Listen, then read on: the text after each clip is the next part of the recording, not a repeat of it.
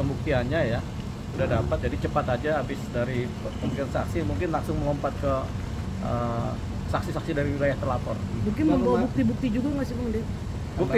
Bukti kan bukti video, itu semua bukti video sama saksi.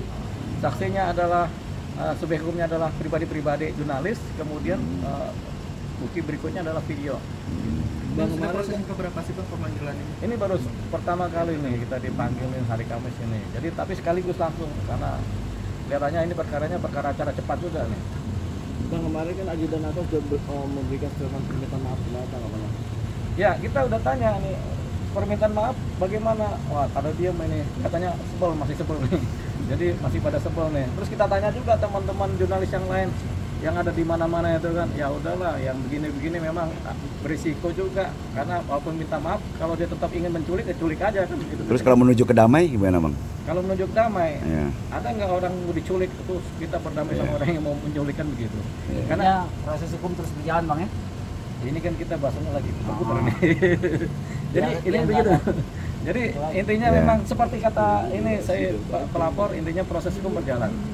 Begitu. Tapi mungkin udah ada komunikasi juga belum sih Bang dengan pihak Atanya sendiri terkait? Ada. Kita nggak berani komunikasi sama siapapun juga dalam perkara ini ya. Takut salah. Atas Tapi- sendiri jalan kamu. Oh nggak ada, makanya itu aku salah juga. Tapi mengharapkan juga nggak sih Bang Atta turut hadir sebagai saksi? Begini, kalau kesaksian ini kan atribusinya memang karena kita belum kenal siapa yang mengancam, makanya kita sebut sebagai ajudannya Atta Halilintar karena yang tampak itu memang adalah ajudannya Atta Halilintar. Makanya kita tentunya ketika siapa ini kan kita nggak tahu siapa personilnya ini kan, yang dikenal kan cuma Atta sama Aurel. Jadi tentunya nanti saksi dari pihak yang berikutnya adalah dari pihak hari Kamis 19. Tanggal 19 September tahun 2024. Jadi kami mendampingi teman-teman jurnalis, khususnya jurnalis video yang kemarin kena ancaman dari ajudannya Atta Halilintar ya. Jadi mereka ada 4 jurnalis di BAP. Jadi semuanya baik pelapor sebagai korban maupun saksi korban yang lain, mereka ada 4 semua di BAP.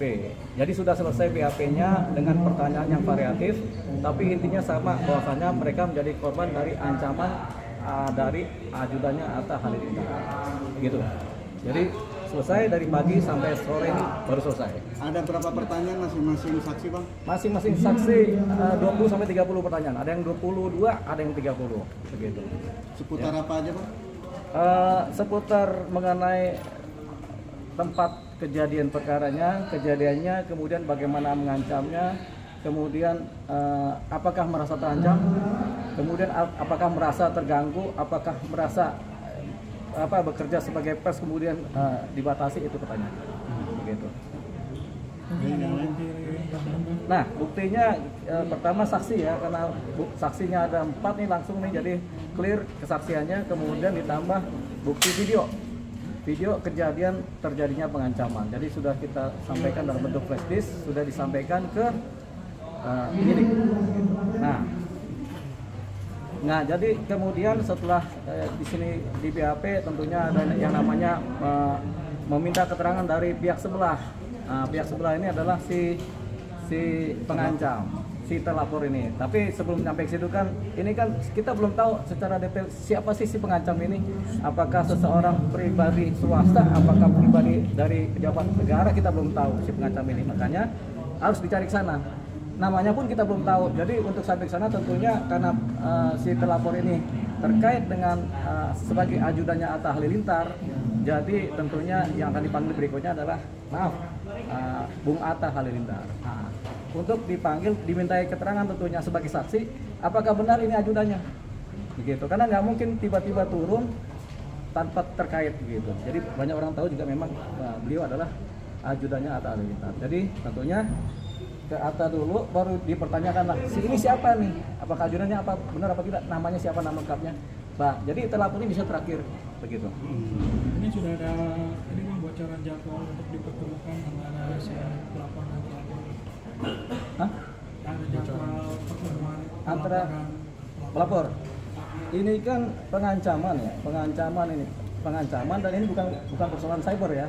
yang ada kemudian mediasi ya. Jadi karena ini adalah tindak pidana publik murni, kemudian pengancaman murni, memang ada aduannya, tapi ada juga undang-undang pers yang dilanggar.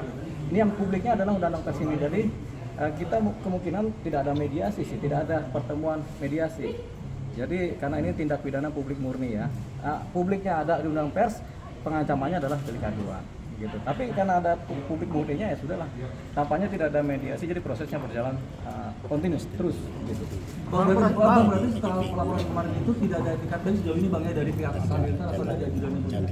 Tidak ada, tapi memang ada cerita di mana terlapor kemudian minta maaf secara mandiri ya, secara mandiri ke medsos ya. Tapi itu kan permintaan maafnya juga ya begini. Kalau semua persoalan pidana kemudian selesai dengan minta maaf, nanti ya jaksa nggak kerja, hakim nggak kerja, kemudian di lapas juga nggak ada yang kerja kalau semuanya minta maaf. Jadi kadang-kadang kita harus pilih-pilih mana yang kita bisa maafkan, mana yang bisa tidak kita bisa maafkan. Tapi pada prinsipnya kalau ada orang minta maaf kan kita pasti memaafkan ya. Tapi kata Mahfud MD, kadang hukum harus jalan terus. Gitu. Jadi memang hukum harus jalan terus ini. Bang, prosedur hukumnya seperti apa ketika ini? Apa nanti ditemukan dia sebagai TNI atau dengan sipil itu ada berbeda nggak sih Bang? Nah, kalau kemudian diketahui bahwasanya ternyata si terlapor adalah misalkan adalah oknum TNI misalnya atau oknum polisi. Kalau si terlapor adalah oknum polisi, tentunya tetap perkara ditangani oleh sipil ya, oleh hukum sipil ya. Tapi kalau terlapor ternyata adalah oknum TNI, nah ini berkasnya kita bawa ke Polda Jaya. Nah, jadi kita pindahkan berkas ini setelah dibundel dibawa ke Polda Jaya untuk lanjuti ke Polda Jaya. Tapi kan kita belum tahu ini siapa, gitu. Tampak-tampak sih orang sipil. Gitu. Tapi atas sendiri jadwalnya kapan? Jadwal atas sendiri itu Bang?